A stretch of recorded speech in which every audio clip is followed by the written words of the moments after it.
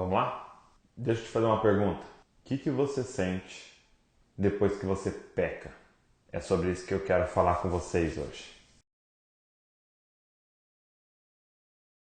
Fala galera, Jesuscop, Douglas Gonçalves por aqui, mais essa semana para a gente mergulhar na Palavra de Deus. Não sei se você sabe, mas meu pai ele lidera um ministério chamado Família Debaixo da Graça. E a gente tem aqui em Bragança uma casa de recuperação de casamentos, onde uma vez por mês a gente recebe 30 casais que estão assim divorciando e lá eles são restaurados para a glória de Deus. E lá na casa de recuperação, que é uma chácara, tem uma frase escrita assim no templo para todo mundo ficar lendo o tempo todo e diz assim: o seu arrependimento precisa ser mais escandaloso que o seu pecado. E eu queria falar sobre isso com vocês. O que você sente depois que você peca? E eu estava lendo 1 Samuel e 2 Samuel e eu comecei a ver a história desses dois principais reis no início da nação de Israel. E começa com Saul, né? Ele foi o primeiro rei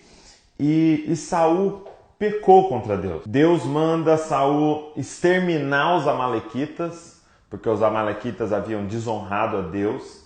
E Deus manda, olha, eu não quero nada, eu quero que você extermine eles completamente. Mas Saul, ele decide não exterminar completamente. Ele deixa o rei vivo, ele pega alguns bois, ele pega alguns despojos. E a desculpa de Saul é que ele, não, eu peguei para fazer um sacrifício para Deus. E olha só o que Samuel, o profeta Samuel, diz para Saul em 1 Samuel 15, 22. Mas Samuel disse: por acaso o Senhor tem tanto prazer em holocausto e sacrifício quanto em que se obedeça a sua voz? Obedecer é melhor que oferecer sacrifícios e o atender melhor que a gordura de carneiros. Então o profeta chega e confronta Saul em relação ao pecado dele, que foi um pecado de desobediência. Deus havia mandado uma coisa, ele fez outra coisa. E em 1 Samuel 15, verso 30, Saul então responde àquele confronto de Samuel. E ele diz assim: Saul respondeu: pequei, mas honra-me agora diante dos anciãos do meu povo e diante de Israel. Volta comigo para que eu adore o Senhor teu Deus. E eu queria que você prestasse atenção em uma palavrinha aqui. Saul respondeu: pequei, mas. Saul estava preocupado mais com a reputação dele e com as consequências que aquele pecado traria do que com desonrar a Deus. Saul chega para Samuel e fala: pequei, mas Samuel, me honra diante das pessoas, tá? Para que ninguém saiba o que aconteceu. Ele estava mais preocupado com a reputação dele do que com seu relacionamento com Deus. Agora, olha a diferença. Davi pecou também. E eu diria que o de Davi foi ainda mais grave do que aquilo que Saul fez. Davi também desonrou a Deus, mas com adultério e com um assassinato. E aí outro profeta chega para Davi, que é o profeta Natan, e fala: Davi, deixa eu te contar uma história. Tinha um homem que tinha só uma ovelhinha, a favorita dele. De repente veio um rico que tinha muitas ovelhas e pega a ovelhinha daquele homem e mata a ovelhinha dele. O que eu devo fazer com esse homem? E em 2 Samuel, capítulo 12, verso 5, Davi mesmo diz a sentença para esse homem. Então Davi se enfureceu por causa daquele homem e disse a Natan: assim como o Senhor vive, o homem que fez isso deve morrer. E o profeta Natan então pega, aponta o dedo na cara dele e fala: esse homem é você.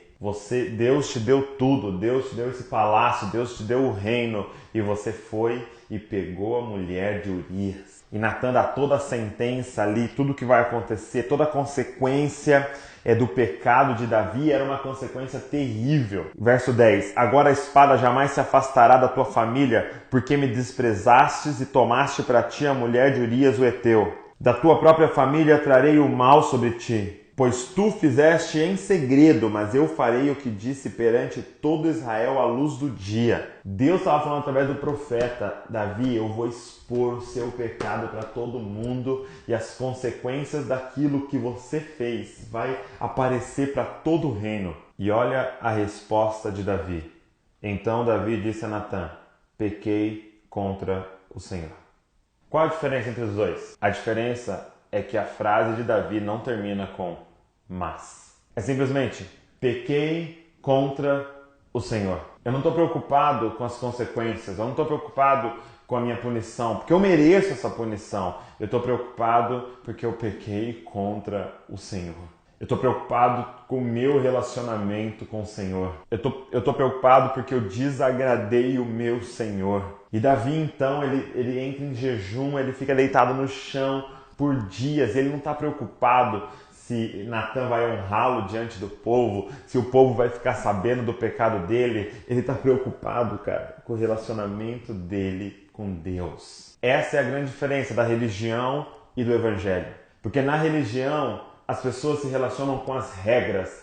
Então, quando elas pecam, elas estão preocupadas com a consequência. No evangelho, não é regras que manda, mas sim um relacionamento com Deus. Então, a preocupação daquele que peca não é com as consequências de quebrar a regra, mas com o relacionamento com Deus que foi quebrado. O que Saul sentiu foi remorso. O que é remorso? É quando você está preocupado com a punição que vai vir dos seus pecados. O que Davi sentiu foi arrependimento, quando você se entristece por ter machucado seu Deus. É como um jovem que está namorando com uma moça e de repente eles não observam os limites, eles não se cuidam e eles caem em fornicação, eles têm relação sexual antes do casamento. E aí eles têm essa relação sexual e a menina acaba engravidando. Esses jovens entram em desespero e tristeza e eles choram muito. E eu te pergunto, eles estão arrependidos? Não, eles estão sentindo remorso. Que remorso? É quando você está triste pelas consequências do ato errado que você fez. Eles não estão chorando e desesperados porque entristeceram Deus, porque eles pecaram contra Deus. Eles estão desesperados porque o pecado deles vai ter consequências. Olha o que é arrependimento. Depois que Davi pecou e Urias o confrontou, Davi escreveu um salmo. O salmo de número 51 é o salmo do arrependimento de Davi. E olha o que ele diz nesse salmo. Ó Deus, compadece de mim segundo o teu amor, apaga as minhas transgressões por tua grande misericórdia, lava-me completamente da minha iniquidade e purifica-me do meu pecado, pois reconheço minhas transgressões e meu pecado está sempre diante de mim. Pequei contra ti e contra ti somente, e fiz o que é mal diante dos teus olhos, por isso tua sentença é justa e teu julgamento é puro. Verso número 7. Purifica-me como um sopo e ficarei limpo, lava-me e ficarei mais branco que a neve. Olha o verso número 11. Não me expulses da tua presença, nem retires de mim o teu Santo Espírito.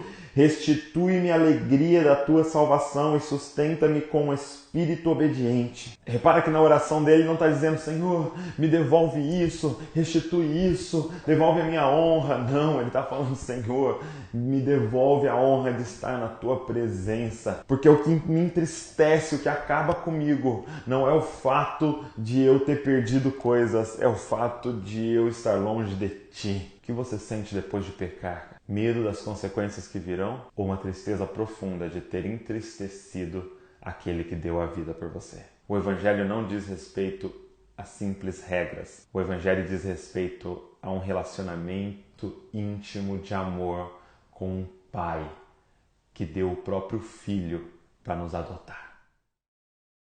Espero que esse vídeo tenha abençoado você, tenha aberto os teus olhos. Obrigado por estar sempre com a gente assistindo. E compartilha esse vídeo, comenta, deixa uma curtida aí, fala de outros temas que você gostaria que a gente abordasse aqui nos comentários. Deus abençoe você e não se esqueça, você é uma cópia de Jesus.